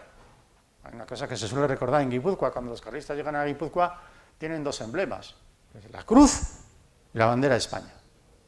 Con eso barren todo el norte y etcétera, ¿no? Los carlistas fueron con convicción, y carlistas también los había en Guipúzcoa, en el País Vasco. En nuestras familias hay un montón de gente carlista que tuvo esa mentalidad y creyó realmente que frente a lo que podía ser la izquierda y el comunismo, y optaron, y Mola, bien que lo aprovechó, precisamente si terminó tirando para adelante, porque sabía que los carlistas le iban a apoyar. Eso los historiadores lo conoceréis mejor que yo. Pero tienen ahí, al lado de la capilla, la cofradía que cuida el sitio, tienen estos emblemas, y no solamente estos, sino estos otros, que son las capas con las cuales los requetés hicieron la guerra del 36. Oye, es impresionante, ¿eh? Con agujeros, con barro, con sangre. La capa de tu tío que estuvo en la guerra, del padre o de un vecino. Y cuando celebran el acto de misa, que debe ser una vez al mes o algo así, se ponen las capas. El sacerdote o los sacerdotes se ponen las suyas. Y algunos de los de esta cofradía, nostálgicos, se ponen, sin tonterías, la misma capa con la que el padre o el abuelo, el tío, se peló en la guerra. Por cierto, los carlistas murieron un montón también, y se quedaron sin brazos y sin piernas, y eso fue, para ellos, una cosa importante. Ganaron la guerra, así de claro. Otra cosa será que cuando nos acercamos al País Vasco, el número de familias que tenían al padre que era carlista, que transcurridos los años se dieron cuenta y vienen a decir: Franco nos tomó el pelo, pero y bien. Otro asunto que los historiadores igual conoceréis, ¿no? Nos tomó el pelo. Nosotros no ganamos aquella guerra para que Franco se instalara aquí a perpetuidad como un dictador. Nos fuimos a la guerra con otra serie de ideas. Y luego va Franco y reúne Falange de las Jons y de no sé qué, no sé cuántos, hace un partido único. ¿Y cómo? Esos carlistas, no veas la ideología que tienen ahora. Tienen, algunos muy mayores, me lo han explicado, les tomaron el pelo a base de bien. Los falangistas y Franco en particular. Bueno, no obstante, esto es así. Este es el camino de llegada a la cripta. Estos son los sepulcros, y aquí estáis. Cada uno de los sepulcros tiene un texto. Venció a la edad con su espíritu. ¿Por qué? Porque además de Franco y Mola, hay enterradas otras 6 personas, que las hemos exhumado, que representan a las 6 merindades de Navarra, o regiones o comarcas navarras, y cada uno de ellos está seleccionado por alguna razón. El navarro más joven que murió, el navarro más mayor que murió, el sacerdote navarro que murió, los 2 hermanos que murieron. Bueno, con eso se seleccionaron, se exhumaron de su lugar, se trasladaron aquí para la inauguración. Y tienen ahí pues unos emblemas. Los enterrados ahí son, aparte de Sanjurjo y Mola, pues Pedro Martínez era un capellán, que murió en esta fecha, los hermanos Aznar, estos dos, uno alférez y otro sargento Requetés, Severiano Arregui Laquiaga, Requeté caído desde mayor edad, con 62 años, el primero en morir, el primero que murió también, creo que lo he dicho, y el más joven, pues un Requeté que tenía 15 años y murió en el 38. Bueno, entonces se hizo todo el plan de regularización, de legalidad para llevar a cabo las exhumaciones. Nos llamaron, aquí veis, hemos puesto unos gatos con unos tablones, no le hicimos ni una marca a los sepulcros, tenían esta distribución, Mola en el centro, Sanjurjo enfrente, en fin, todos los demás que vemos aquí. El primero en que da su vida. Aquí colocamos unos andamios. Esto no ve los caídos, hay que hacerlo multiplicado por 60, claro, a la misma cota que lo que son las cubiertas de los sepulcros, las desplazamos 5 personas. 5 personas y algún albañil o gente de construcción. Para el Valle de los Caídos se ha previsto que haya unos empleados de funeraria. Y cuando el forense diga, estas cajas de aquí me las ponen allá, esto muevan, porque tampoco se, luego os lo cuento. Vale. Hicimos la tarea durante toda una noche, fue extraordinario. Oye, a todo esto con presencia de la iglesia, ¿eh? La iglesia con notario, con representación abogado, con sacerdotes, con el rezo pertinente antes de la apertura y respetando nosotros absolutamente todo lo que quisieran hacer. Por una parte es irritar, hay que comprenderles. Bueno, abrimos los sepulcros y dentro están las cajas. Y a esto vamos, Fausto, a esto vamos. Que en el Valle de los Caídos, no sé si vamos a encontrar, vamos a buscar, pero vamos a buscar las cajas, ¿eh? Porque como no encontremos las cajas con la retulación, el informe forense va a decir que la tarea es inviable, probablemente. Porque si hay salas que son la mitad de esta, ¿no? Las cámaras son como la mitad de esto y no tienen más altura, tienen aproximadamente esa altura o menos, ¿no? Están llenas de cajas. Y digo esto porque son cajas de reducción en este caso, y lo que nos vamos a encontrar en el Valle de los Caídos son cajas de reducción. Ahí estamos, qué fácil fue aquí. Qué fácil fue sacar la caja, a hacer una inspección. Todo esto hay que grabarlo en vídeo y en fotografías, porque en la medicina forense uno tiene que ser demostrativo de lo que dice, tiene que ser convincente. Tú vas a decir, a mí me parece, ni me parece, ni nada. Entonces lo tienes que tener todo documentado, puede haber una revisión. Dentro de 5 años puede haber un comité internacional que venga a decirnos qué ha pasado. Bueno, todo eso ya sabemos cómo se hace. Y lo que fue una ventaja absoluta para el Ayuntamiento de Pamplona es que 2 de esas 6 familias, a fecha de hoy, querían la recuperación de los restos. No estaban en contra. Porque esas familias, a fecha de hoy, ni son carlistas, ni son de derechas, ni nada.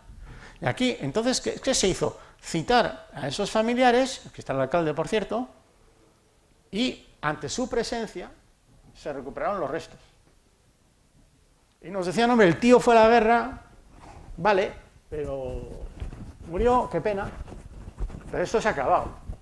Esto de que esté nuestro tío entero con Mola, vamos, de ninguna manera, nos lo vamos a llevar al pueblo.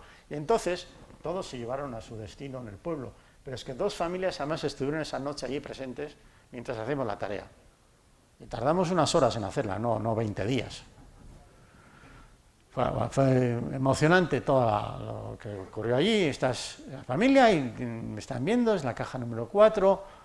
El otro, apellidado Martínez, murió cuando empezaba a vivir, el chaval de 15 años.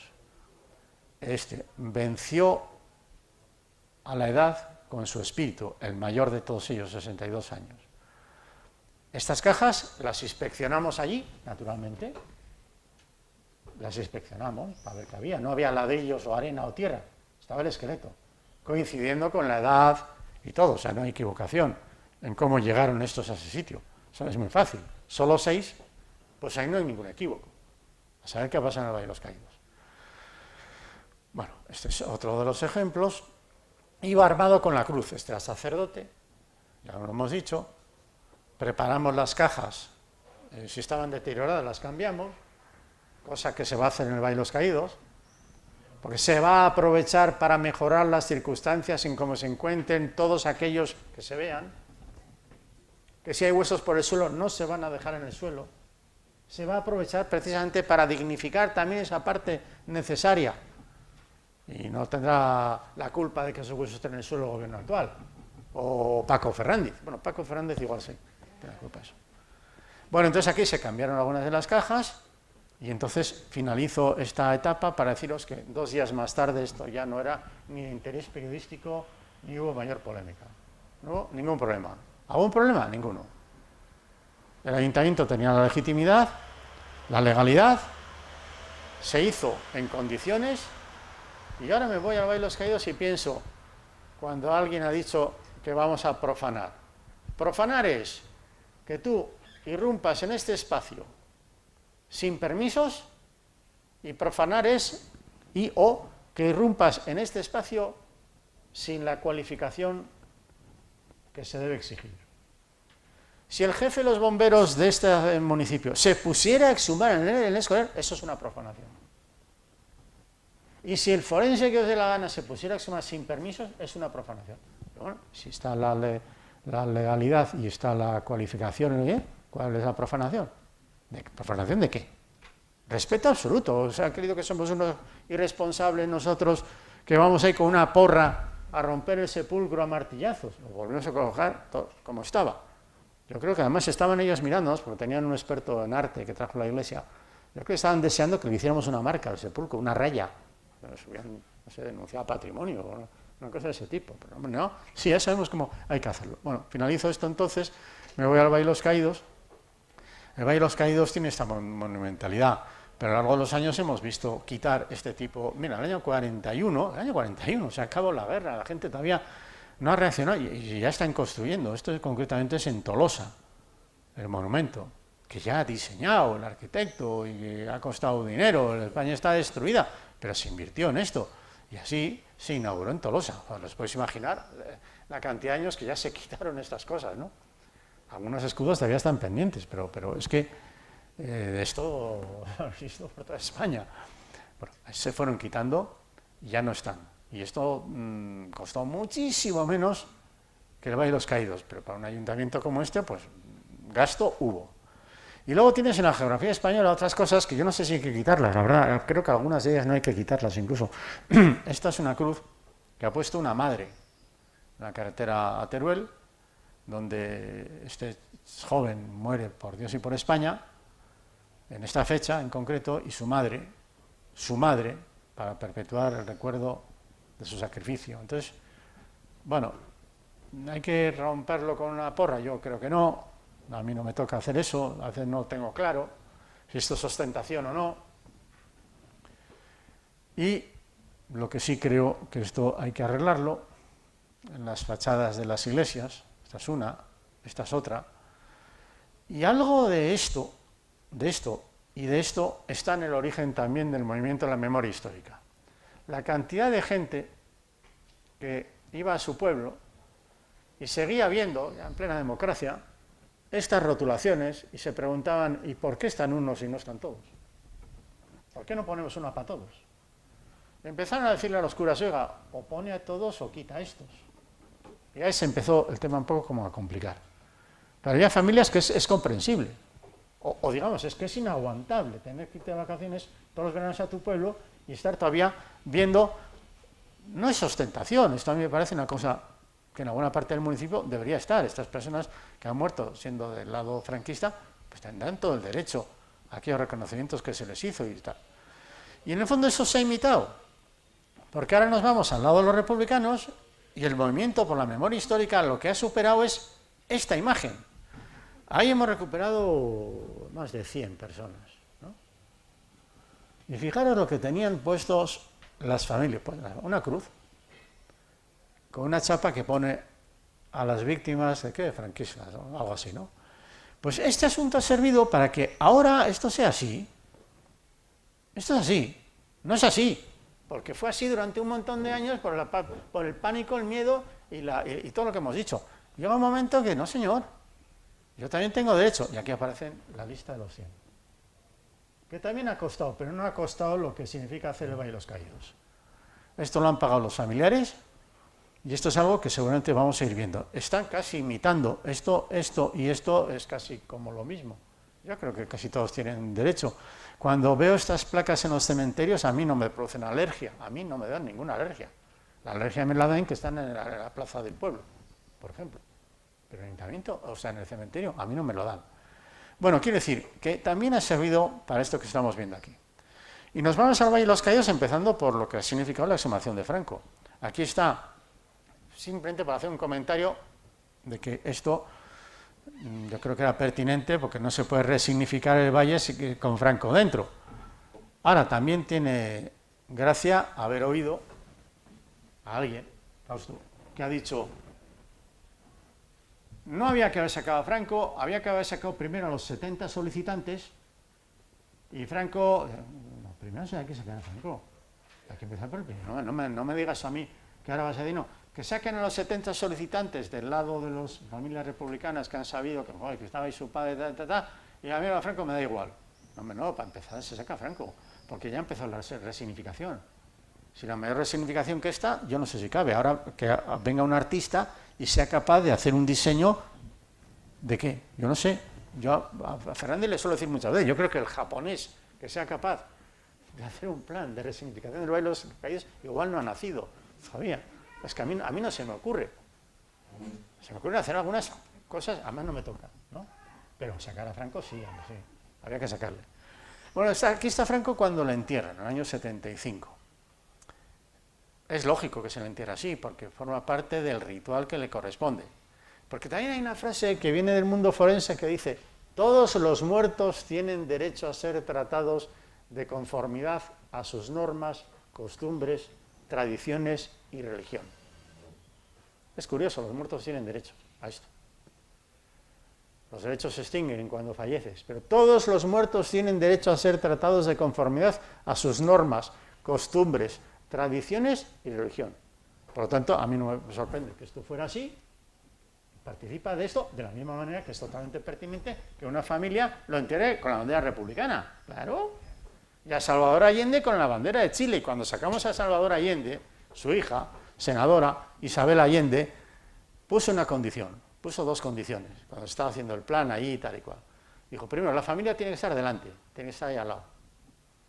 Y segundo, va a salir de la tumba, cuando fuimos a estudiarlo y tal y cual, con la bandera de Chile encima. Y el juez dijo, por supuesto. ¿Qué va a decir el juez? Que no. La familia dice eso. Son normas, costumbres, tradiciones o religión. Y se hizo. Bueno, pero ¿por qué pongo estas imágenes? Porque aquí está Franco, en el día del entierro, con lo que significó el traslado de Madrid hacia el Valle, con estas imágenes que son impresionantes, lógicas, a mí me parece, con el contraste de lo que ha significado la exhumación.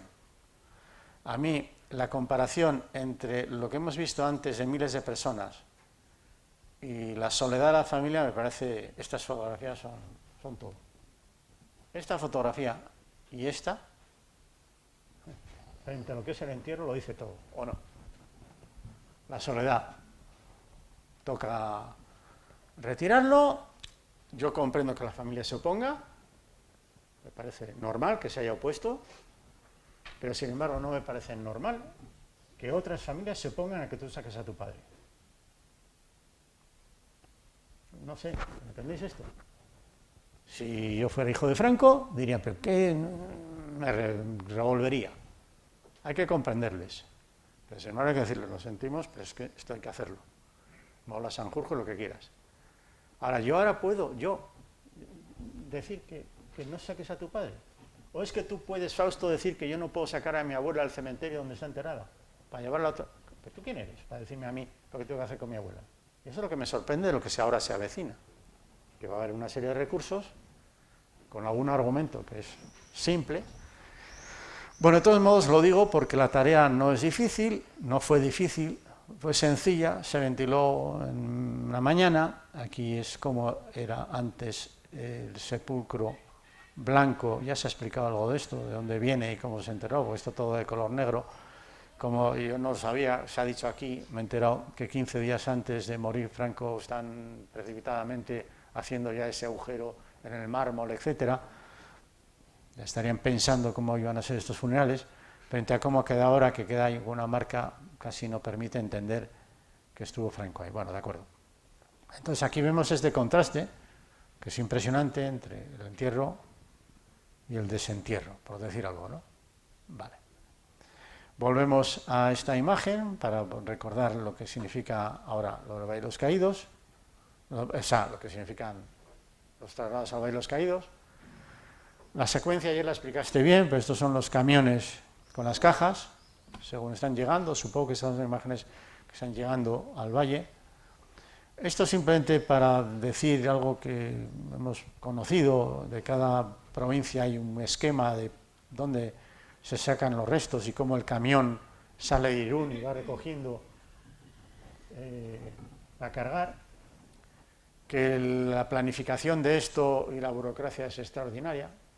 Yo no soy historiador, pero es que es increíble el esfuerzo que se hizo, que los restos llegan hacia el valle, en lo que son las cajas donde están mezclados de muchos individuos frente a las cajas individuales que tienen esa rotulación, que es lo que queremos buscar, trabajar a través de esas rotulaciones, que se introducen en esas cámaras hasta que se rellenan por completo. Yo creo que ya casi todo el mundo lo ha entendido, pero es como si entras en una zapatería y no puedes entrar porque está llena de cajas de zapatos. Y tú no sabes qué cajas de zapatos hay ahí detrás porque está todo lleno de cajas. Han metido las cajas por ahí, han llegado a la puerta, han puesto la última caja y la han tapiado.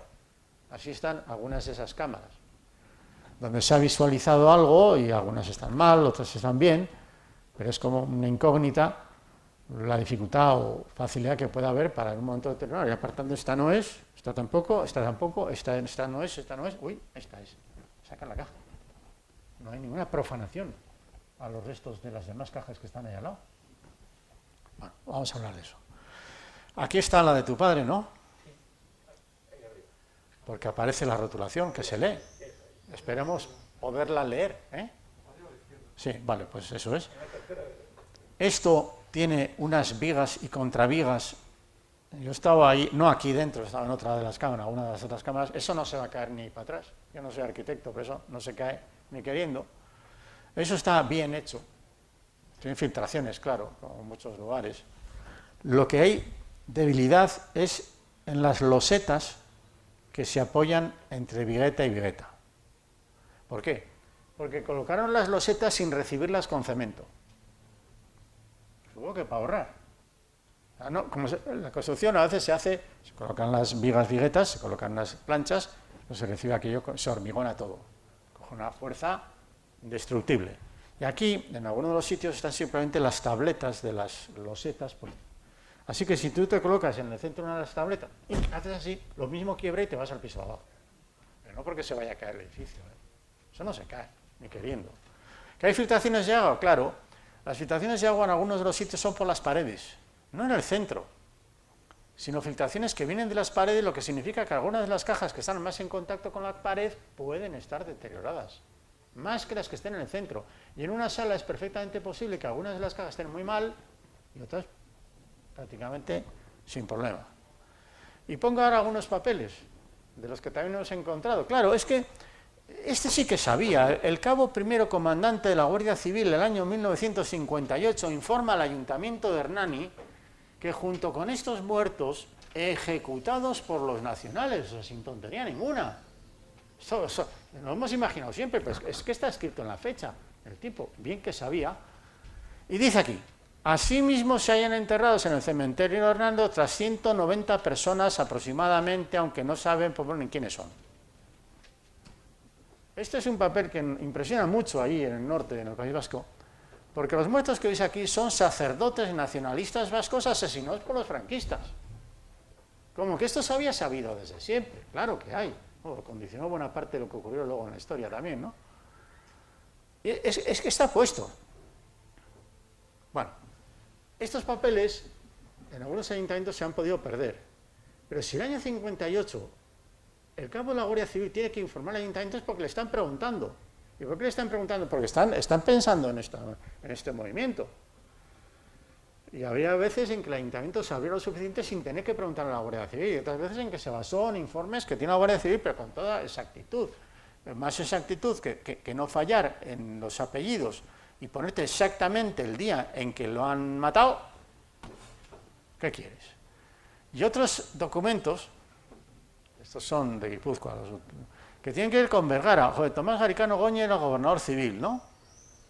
Y entonces está dirigiéndose al ayuntamiento para hacerle la pregunta, y va entonces el ayuntamiento y le responde el alcalde, y además el telegrama, y entonces hay un momento en el que aquí dicen, oye, los que tenemos en Vergara son estos, pero advierte el propio alcalde que las familias no quieren hacer el traslado, que no se trasladaron. El ayuntamiento, claro que consultó. Oye, porque fue el guardia municipal a la casa de la hermana o porque le llamaron a la tía que viniera al ayuntamiento, no lo sabremos. Dudo yo que encontremos papeles firmando, no quiero que lo trasladen, sino simplemente, ¿quieres trasladar? Que no, que sí. Bueno, esta documentación existe, como que existe también toda la parafernalia de cómo eran los traslados y cómo son el tamaño de las cajas. Las hay individuales, como lo que son hoy día las urnas de reducción, y las hay colectivas, pues esta tiene 1,20 de tamaño. Y así se hicieron, son de madera y están pintadas o forradas con una tela negra. Hay rotulaciones que están muy bien hechas y otras rotulaciones que están hechas con tiza escrita. O esa tiza igual a la fecha de ahora ni la leemos. Pero para eso están las luces forenses que se meterán para poder leer cosas que a veces con el ojo desnudo no ves. Bueno, las cajas.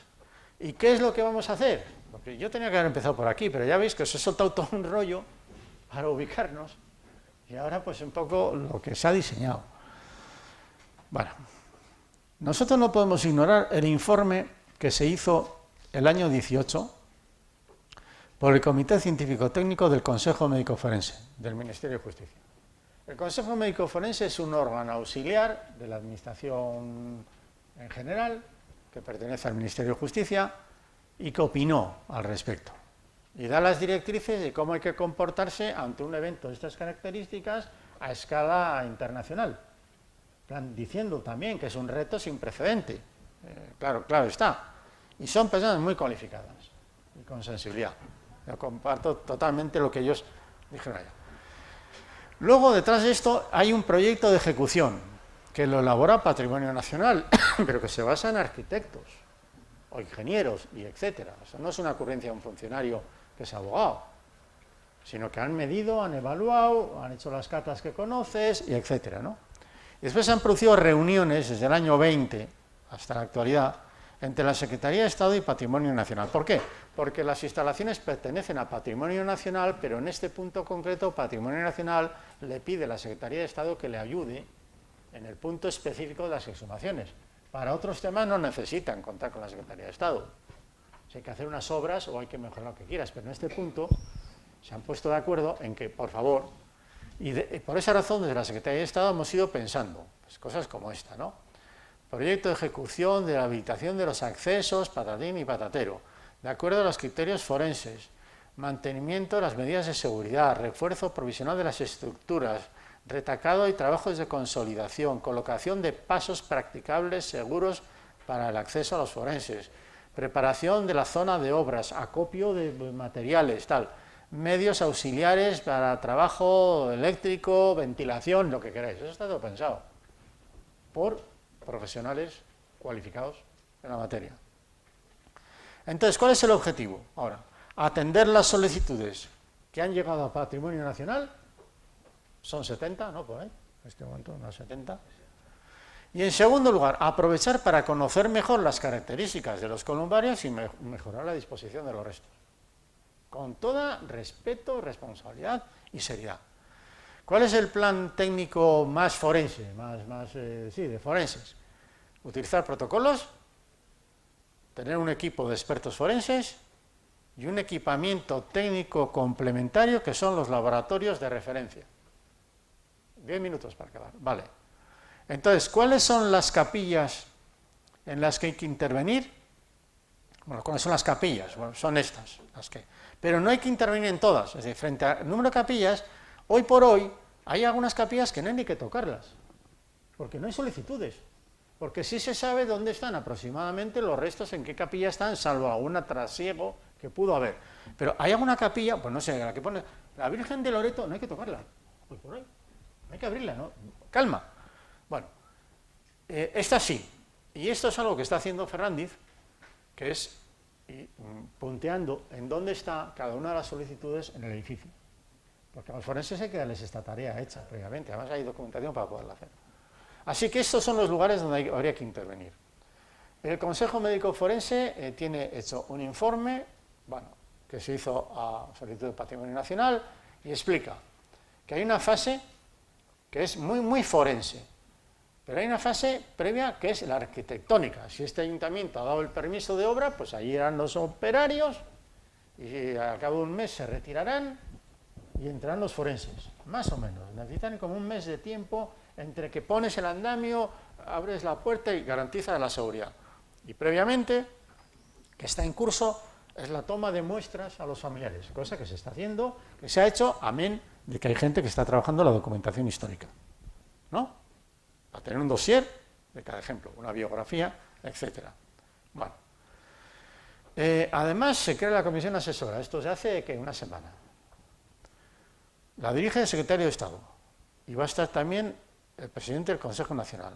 Hay 2 vocales que designa el secretario de Estado, 4 médicos forenses como funcionarios públicos de la Administración de Justicia, con unas condiciones concretas, que sean forenses, especializados en identificación humana y con experiencia internacional y con el manejo del protocolo de Minnesota, que es el que recomienda Naciones Unidas para estos casos. Vale. Después, quien sea el presidente del Instituto Nacional de Toxicología y Ciencias Forenses, Antonio Alonso, genetista, que es el que se ha preocupado por las muestras. Y después, un representante de lo que llamamos los órganos centrales forenses, porque el mundo forense está hoy día distribuido por comunidades autónomas, de los órganos centrales hacen que Madrid pertenezca a esta estructura concreta, y tiene un representante, digamos, de los forenses de Madrid, por decirlo de esta manera. Vale. Entonces, trabajaremos con protocolos, el equipo humano y los laboratorios de referencia. Para los protocolos, oye, pero desde el año 2011, el que ha establecido el Consejo Forense, para los estudios antropológicos, el que tenemos en la Asociación Española de Antropología o de Antropología Forense, publicado en su página web el 2013, para los estudios genéticos, el protocolo que ha hecho la Comisión Nacional para el Uso Forense para temas de la Guardia Civil el año 20. Otros aspectos, la confidencialidad del equipo, el plan de prevención de riesgos laborales, los documentos de registro y etcétera. Todo esto lo tenemos preparado. Se puede empezar a aplicar ya. En el equipo humano forense hay un equipo de expertos y un equipo técnico, operativo, vamos a llamar así. Los expertos son los que estaban antes, que pueden opinar, a mí me parece el protocolo y tal, pero llega un momento en que hay una parte operativa. Son los que se van a manchar las manos, se va a poner la mascarilla y van a decir que sí, que no, y además con la responsabilidad de firmar los documentos. Al final habrá una serie de informes periciales y los políticos dirán, me dicen los técnicos que no ha sido posible, o me dicen que se ha identificado a no sé quién. Eso vendrá así, como se hacen los informes periciales. Los laboratorios de referencia, ¿cuáles son? Esto lo pensamos para las exhumaciones en toda España, pero puesto que estamos en Madrid, el Instituto Nacional de Toxicología y Ciencias Forenses, pertenece a la Administración de Justicia, la Complutense Madrid, que tiene en la Escuela de Medicina Legal un laboratorio de antropología forense, y el propio laboratorio de antropología forense que se está montando ahora, porque la creación del Instituto de Medicina Legal en Madrid es una cuestión muy reciente. Cuando empezamos a hablar de esto no existía. Hoy día existe Instituto de Medicina Legal en Madrid. Son laboratorios de referencia. ¿Se van a llevar los huesos ahí? No, hombre, no, si no se van a sacar. Se van a querer hacer las cajas, se va a hacer la inspección de la caja, se va a hacer el estudio antropológico de los restos y se va a tomar muestras. ¿Qué muestras se van a tomar? Un diente o una cuña de hueso de este tamaño. ¿Qué es lo que se va a sacar de ahí? Que se va a llevar a los laboratorios. Y cuando den el resultado, seguiremos hablando. ¿Hay que hacer radiografías? Claro, y para eso vamos a llevar un equipo portátil de radiografías al Valle, donde entonces vamos a montar, que todo este rollo es para deciros, bueno, todo este rollo es para deciros que en esta parte de aquí se ha previsto hacer una especie, bueno, esto sería donde vamos a intervenir, tengo ya las diapositivas el primer sitio a intervenir puede que sea este, vale. Estas son las imágenes a veces desmoralizantes, ¿de acuerdo? Esta es aún más desmoralizante, ya lo sabemos, ya veremos qué se puede hacer. Pero lo que hemos visto por las catas que se han hecho, esta caja y la otra y la de arriba son exactamente iguales a las que aparecen en los dibujos que se hicieron en su momento. Esta es la parte que nosotros intervendríamos, este pasillo y este otro espacio. El culto se va a poder mantener tranquilísimamente, los domingos o cuando se quiera.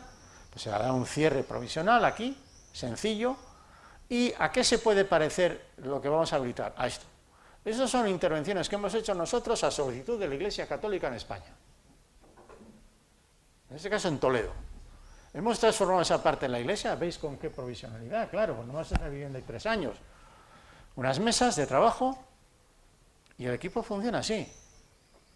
Y tenemos alguna experiencia. Aquí está, por supuesto, el sacerdote que hizo la solicitud y lo que queráis. Y ponemos la luz, las condiciones, garantías, algo parecido a esto. Se ha previsto que los familiares vengáis un día de visita.